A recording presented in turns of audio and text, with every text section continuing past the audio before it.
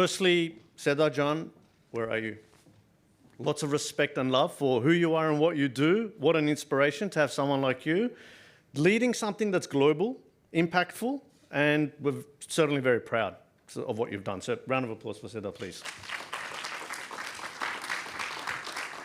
For those who haven't connected with me, if you scan the QR code, you're welcome to connect with me on LinkedIn.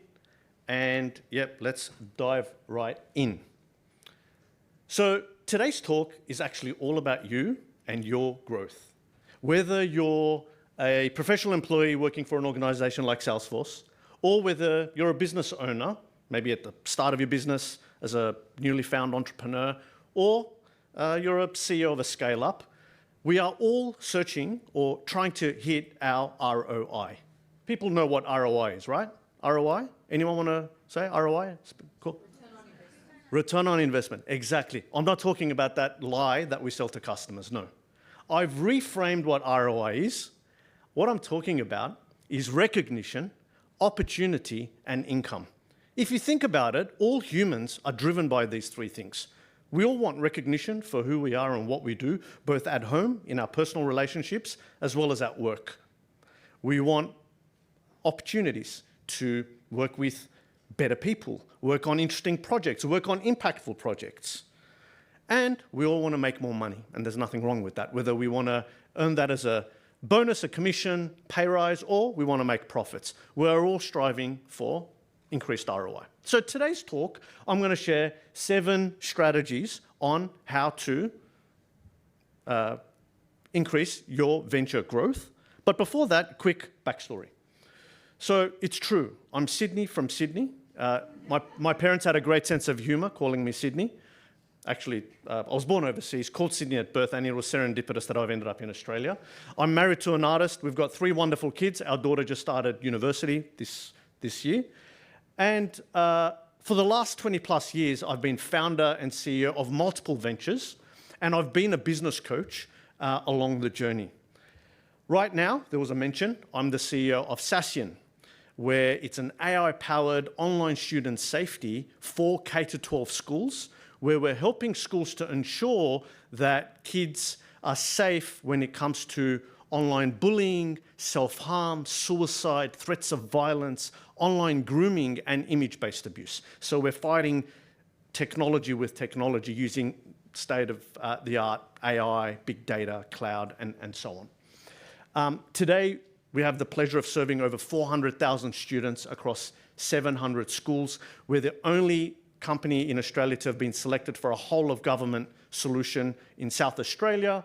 We've got a number of independent schools who are our customers, and we were the winners of the AWS Innovation Award in 2023. And in that photo next to me is the founder and CTO of this company, Greg Markosian. So one of the companies called Minassian.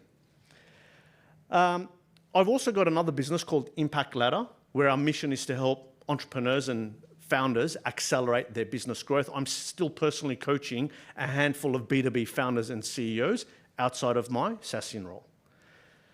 Right before this, I had a company called Contexti, and it was a business that I started in 2012. We were a big data analytics AI managed services company. We served companies like Seven West Media for the Rio Olympic Games, Caltex, SAI Global, hundreds of other great Australian logos, some international logos.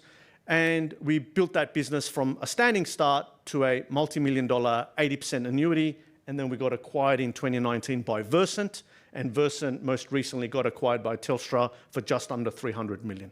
So it was a great business, great journey, a good exit. Sounds all good, doesn't it? It hasn't been all smooth sailing. So my journey, I've got lots of battle scars, and there's been multiple failures and wipeouts. There's been multiple restarts. I used to be taller. You say, I'm not this tall. I used to be way taller, and then just life has taught me a few lessons. And I've been very open about sharing my journey of the mistakes, about the failures, right? Because that's where we will. And in fact, I sponsored the very first Fuck Up Nights event in Yerevan, Armenia. And for especially the adults in the room, I'm not swearing at you. This is a real thing. And so I had the opportunity to do that. I've worked with people all over the world. I've done deals, I've hired, I've partnered in Australia, US, Asia, had startups, with enterprise. I've had my own innovation show on YouTube called Show Innovation. I've had a podcast series. I've done keynotes. That's not a good photo. I've done keynotes. I've done workshops. Why am I telling you all of this other than to self-note? There's been a ton of lessons, right? And when we talk about the lessons around hundreds of strategies and thousands of tactics when it comes to scaling businesses and optimizing enterprise value, I've taken a number of things away, and that's what I try to use every day today in my role as CEO of Minassian, as well as in my coaching role, helping other business owners achieve greatness in what they do. So that's where I'm going to pull in the 7 strategies from. And to warm you up to get there, I've got a couple of stories. In fact, I've ut 3 that I want to share with you. So the first one comes from, all of these are contextually related stories, was my time when we went to the Cisco Global Partner Summit in Montreal, Canada. And those who've done big tech vendor events like Salesforce, they know how these large events work. You basically have massive sessions for keynotes, and then you have separate breakout sessions for the regional roles, right? So I was in the APJC session, which is Asia Pacific Japan China group, being part of Australia. There was over 500 people in the room and all the big head honchos from all the big companies of Australia, right? Telstra, Singtel, Optus, Data3. These are all the large Cisco partners. And as you do, or as I do, I walked up right to the front where the speakers sit, right before they get on stage. And I started talking to the executives, right? You network, you build business. And the lady on the right-hand side, her name is Rama. She, at the time, was the VP for Asia, and she was our key partner relationship person. And so I walk up, I found her, I go, good, familiar face, I'll start talking to her. And this is how the conversation went. She's like, hi, Sid, I need to introduce you to someone from corporate, very important person. His name is Chuck. And Chuck says, hi, Sid, I've heard great things about Contexti. And I'm thinking, yeah, right, typical American, telling me stories. So I thought, okay, I'll play along. So I'm like, that's good, Chuck. So what are you doing here at the APJC session? And he goes, I've got a 50-slide PowerPoint presentation to present to you guys. Like he's trying to joke with me, like 50 slides is a lot, right? So I'm like, okay, Chuck, that's okay. Just mention Sidney from Contexti once every 10 slides. You'll do great. And he says, that'll cost you $50 a mention. And I said, $50? That's cheap. I'll take 2. Anyway, we fist bump each other, have a ha-ha-ha high five. I go sit down, big audience, way bigger than this, right? 10 times bigger. I sit down and I just thought, okay, that's the end of that. Chuck gets on stage. And Chuck says, great to be here, folks. There's been a change of plan. I've just done a deal with Sidney from Contexti. Every time I mention Sidney from Contexti, he owes me $50. There's 100 right there, because he just said it twice. And as you know, moving into away from hardware into the cloud, as Sidney from Contexti would agree, is Cisco's priority moving into... And this entire keynote went on. Contexti, right? And so what's happened? The audience are not listening to what he's saying. They're now counting in the background. 100, 150, 200. It's got into the thousands. And he gets off. The next speaker comes on and he goes, we're going to continue with the Sidney from Contexti theme. And this entire thing turned into a Contexti promo session. This was the best conference guerrilla marketing ever. Sounds good, right? Gets better. Actually, the people who knew me came looking for me at the conference, like, Sid, how did you pull this off? What do you have on this guy, right? You must have photos of him on something. And those who didn't know me, when they met me later, I go, hi, I'm Sidney from Contexti. They go, you're Sidney from Contexti. Like, it rang a bell. So anyway, a week later, I'm in San Francisco. I'd gone from Montreal to San Francisco to meet up with our other partners. I wake up in the morning. All hell has broken on the news. Massive announcement. Cisco announces Chuck Robbins appointed as CEO and takes over from John. It was the CEO in waiting, and little did I know, this was the new CEO. And I'm not sure, I didn't check their market cap this morning, but they're a multi-$100 billion business, right? Very, very strategic, very important. So I thought, I can't just leave it there. So of course I email him. I say, Chuck, a deal's a deal. What do you want me to do with this money? Do you want it? Should I send it to Cisco or should I donate it to a charity? Because I knew he'd say it. And look at the date, and this is real screenshots, right? And to his credit, in less than a month later, and given he took over the new CEO role, he says, Sid, you're funny, give it to a local charity, and I donated it to the Brain Cancer Institute in Australia. So that was one funny story, and there's a few lessons there which I'm going to come back to from the Contexti journey. The second story is we had the audacity to launch our own big data framework and self-assessment guide. And I say audacity because when you put out something that's a framework and a self-assessment guide, you're expecting it's a McKinsey or someone like that starts doing this. And as you can see, I did a press release, I did a press release, there was a quote, there was a promo video that we attached to it. And this was truly done with an intention of helping organizations figure out where they are in the big data journey and can we help them to stop thinking about the tech aspect of it, but to think about the value aspect of it? Can we stop talking about just the engagement of the techie sponsors, but move into the CXO? And can we talk about data being a cost of business to the bottom right and move it to the top right and make it a strategic advantage, right? That was truly the intention. So we put this content out, and one of the things that I always encourage the businesses that I run or the ones that I coach is put out premium content, put out things that help the target person do their job better without having paid you yet, right? So this was one of those intentions. So again, what happened with this one? It got picked up by the CIO of Billabong, Jason Millett at the time, who was speaking at a conference, a CIO conference, and he ends up putting our slides up there, right? Literally the way it's looking, like Contexti, blah, blah, blah. And of course, from all the noise he made about this sort of thought leadership, whatever, there were two big companies in the room that day, and we just had a little booth at the end of it. The two companies were Cisco and Telstra, and they came looking for us. They go, we're looking for a specialist because we've got the hardware, we've got general services. We don't have that specialty in this big data space. You guys seem to have done stuff. Can we talk? Can we partner? And I'm like, you're hardware. How do I partner with you? Anyway, so then we figured stuff out. And from that, we built a partnership where we launched the Big Data Center of Excellence. And the Big Data Center of Excellence, some of you have attended the place where I ran some events. It was a physical space, a bit bigger than this actually, 300 square meters, and there was only 5 people in the company at the time. We had 300 square meters in Sydney CBD, and I got Cisco and Telstra to pull out cash, hard cash, to fund the lease of the office space. And what we did is we ran events there. And these were, again, no selling, no pitching, thought leadership, community building. It's where I recorded all my Show Innovation video series from, right? The interviewing of people. And Tuesday nights, we did pizza and beer for the developers. And Friday mornings, we did coffee and croissants for the executives. And we brought in different speakers. And through that, we had Caltex turn up to a couple of our events, and Caltex was my largest account where I beat Deloitte, Accenture, EY in a multi-million-dollar managed services play, right? So that was another great story from, and again, there's going to be lessons wrapped around this, but the story is memorable. And the final one is, I was writing lots of content, putting it out, and one of the articles that I wrote was the 7 problems data scientists don't want to solve. And again, you can see the way I frame it is written with the ideal persona in mind. You're thinking, who is the target audience? What am I trying to do for them? And how do I basically give them value without having done any deals? And again, this got picked up. And it got picked up by an organization called Witch 50, where they actually republished this on their site. It did really well.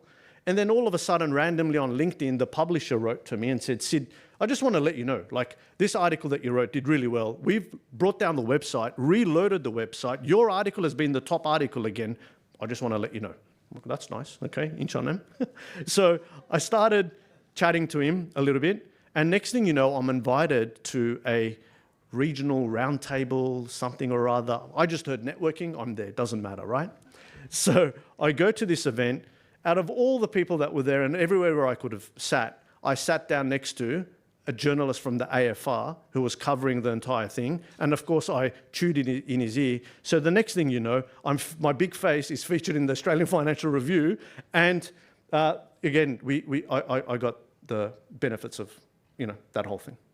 So none of these were exactly planned, right? And Linda referred to this about the luck.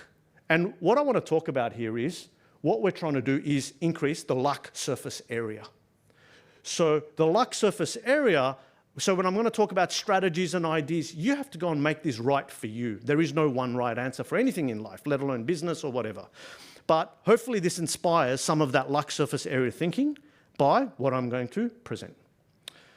These slides were better before, but let's see. Let me bring it all up because the numbers will annoy me. Okay, very quickly. Number one, narrow positioning. So some of you who've heard of me talk in talks before, I say you need to be looking for hair on fire and checkbook out, which means a customer who is in need and they've got checkbook out, meaning they're ready to spend money. That's your target. And the next thing you need to do is to be a narrow niche ninja, right? Narrow. With Contexti, we very specifically positioned for big data and AI managed services. We didn't want to touch old SQL databases and get into the general data analytics work. We were positioning for an emerging trend. So I founded the company in 2012. So this was right at where we are today with generative AI. That was like the last 10 years, right? So tight positioning allows you to be focused as a business person driving something, but also allows your ideal buyer to identify themselves with when they see your branding. You may have noticed I specifically slowed down when I said Minassian, AI-powered online student safety for K to 12. K to 12. We only target schools between kindergarten and year 12. Could we do this for colleges and unis and enterprise workplace bullying? Yes, but we don't. We're very tightly positioned. Or when I said I'm still coaching a handful of B2B founders and CEOs. Again, very tight position. We go, wait a minute, that's me. I sell to enterprise. I want to come talk to you, Sid. So tight positioning. Number two was identify the ideal customer. Even when you're tightly positioned, not everyone is an ideal customer. So at Contexti, we were clear. We didn't want to be running managed services for Commonwealth Bank. They were too big for us. We were only a small organization. We wanted mid-market, so we positioned for that. We didn't want organizations that were just thinking about this. We wanted the ones that had identified as an organization that they recognized data as a strategic priority. They'd appointed a chief data officer or chief analytics officer. That person had budget to go and hire at least 5 analysts or data scientists. Then they were stuck because the data pipeline was difficult. Come to us. You're now ready for us. That's who we looked for, okay? Number 3 is own the category. So you might remember I used the words. We had the audacity to launch the big data framework. From day one, we acted as if I'm not here to be a player on the sides. I've come here to own the category. And as small as we are, we launched the Big Data Framework. We launched the Big Data Center of Excellence. I did launch the podcast series. This is back in 2014, 15. Everyone's doing podcasts now. That's awesome. But back then with the microphones, we'd hidden one of these microphones under my desk. We didn't have the nice lapels, but we did it, right? That hacker mentality of do what it takes to move your business forward. But owning the category is the mindset that we went with, and that's something you can do to give your business the best bet. Number 4 is be found. Everyone, and I say one of the things I talk about is the sale is done before the sale is done. We all do our research before we go and buy something.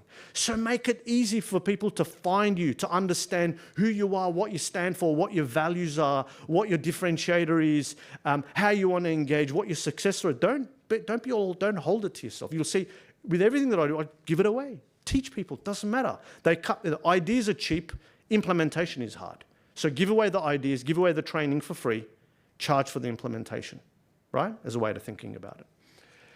And as an extension of that, number 5, enable a purchase. Make it easy to do business with you. Like we should be not selling to customers. We should be enabling them to buy on their terms when they're ready, as long as the first few things have been kept true. Target persona, we know who we're after, we know what our niche is, all of that. But make it simple. So with Contexti, we did, yes, multi-million-dollar managed services. That wasn't the first engagement. We started off, our very first deal, we did a $5,000 architecture review and recommendation for a large organization called Quantium that got acquired by NAB, or 50% investment, right? Very large organization. But we did it only for $5,000 before I got to the selling the multi-million-dollar deals. Later on, we sold over $1 million licenses to Quantium. But we started with, we made it easy to do business with us. Number 6, de-risk the engagement. Every time you ask someone to do something for you, basically you have to say, am I boosting or bruising this person's ego and reputation inside the organization? Because I've asked them to go and put their neck out for me, okay? So de-risk everything you can so that it's easy to do business with you. Think like them. And finally, do the work for your partners. Now, you've got some organizations, they'll have partner managers like my awesome brother Soro, who looks after the PwC partnership account. It's up to you as an organization when you want to partner with a Salesforce, when you want to partner with an AWS, a Microsoft, a Cisco, you as the smaller organization have to do the groundwork. You're the innovator. They've got the money and they've got people and they've got distribution and reach. They don't have the idea. So the idea of the big data center of excellence or the things that I'm pulling off now with our AWS partnership for Minassian. This is up to you to go and make those partnerships work. I'm 30 seconds over time. Thank you for listening to me.